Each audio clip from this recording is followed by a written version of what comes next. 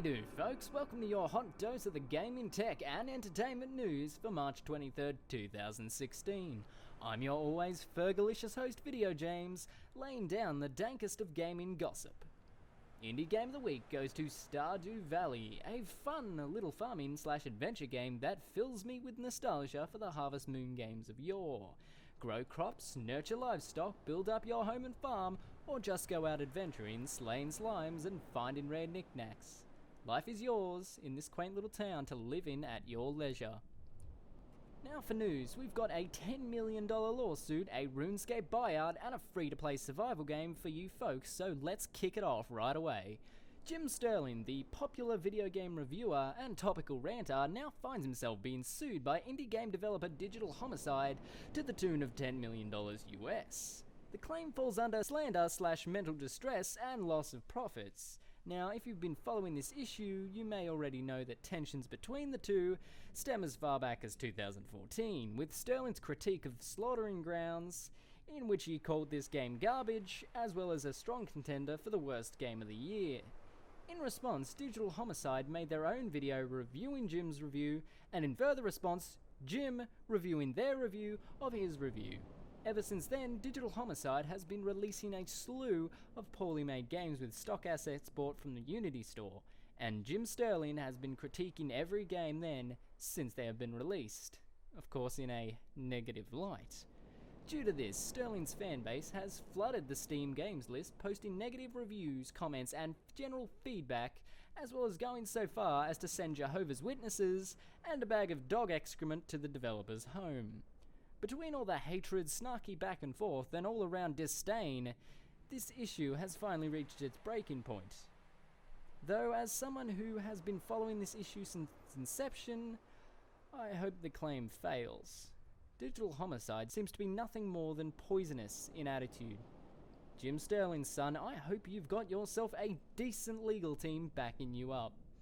Now, if you remember your childhood, which you probably do, RuneScape was maybe in there. Whether you were free to play or a member, there seems to be fond memories of slaying goblins and trying to achieve that covetous level 99 fishing milestone.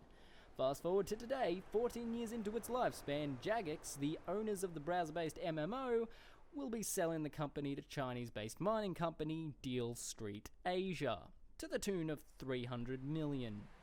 This is possibly because the Asian conglomerate might want to branch out into lucrative gaming territory and cut themselves off a bit of that subscription pie.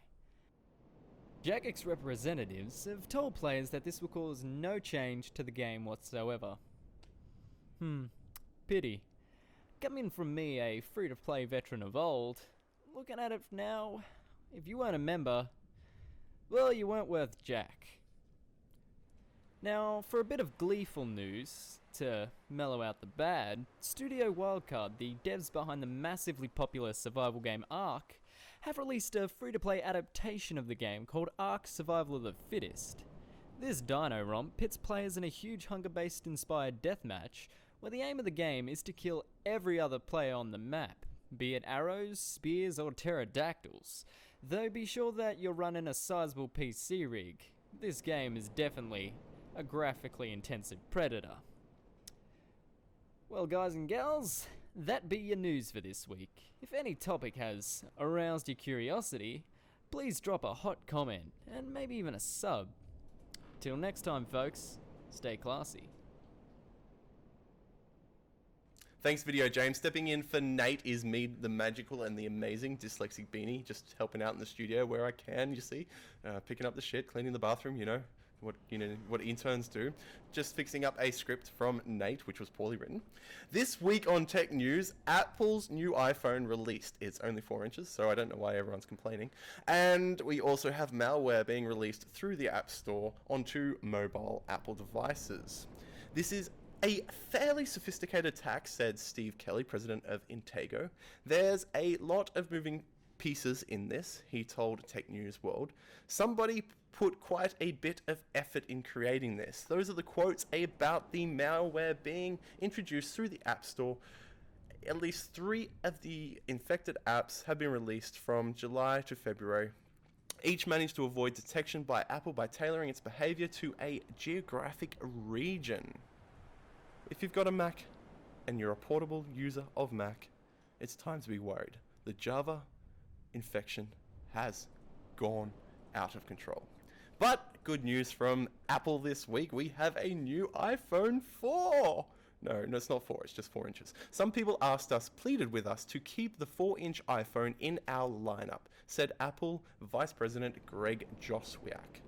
With 30 million 4-inch phones sold last year, the company appeared confident that its new product would be loved by the Apple faithful. Unfortunately, a lot of people on Twitter disagree.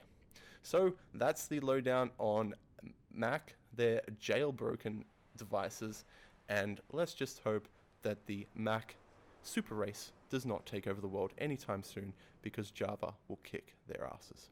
Alright, back to the studio. Hi, my name's Connor and welcome to this week's entertainment news. On the agenda today, Vin Diesel spills the beans on a new movie, Madonna has an accident on stage, and a new spin-off series from DC. First today, Vin Diesel has confirmed in an interview that filming will go ahead for the Fast and Furious 8, even with the death of star Paul Walker. The original plan was to have Fast 7 be the start of a new trilogy, but with Walker's death, plans were changed. The ending of 7 was originally going to lead on to a continuing storyline, but after the accident, the ending was completely rewritten. Vin has said that the new Fast and Furious movie will be hitting the big screens in April next year. Second today, Madonna has made a huge mistake in her Brisbane concert last week when she accidentally exposed a fan's breast to the entire audience. She had called the fan up on stage to apologise for her lateness to her own concert, being that she started at 11:30 in a concert scheduled for 8:30.